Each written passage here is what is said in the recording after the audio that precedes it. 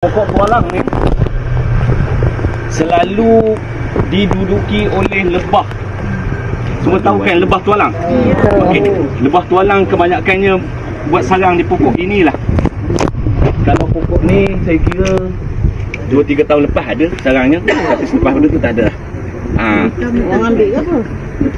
Tak, kalau dah orang ramai ni mungkin jadi gangguan untuk dia. Gambar je. Iya.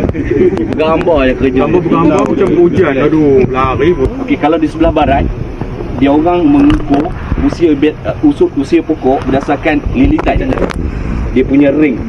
Tapi hutan kita spesiesnya terlalu banyak.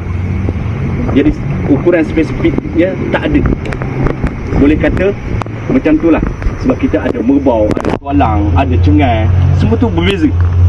Jadi untuk tualang kita hanya boleh buat ukuran lebih kurang dia punya saiz, gantung pada saiz, kemudian dia punya ketinggian.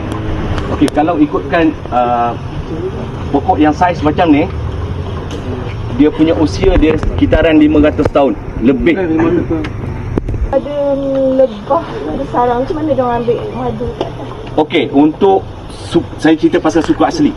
Okey, kalau suku Batik biasanya dia orang akan gunakan rotan untuk panjat. Itu spesies lah. Spesies liana. Rotan tu dia akan gunakan pokok anak.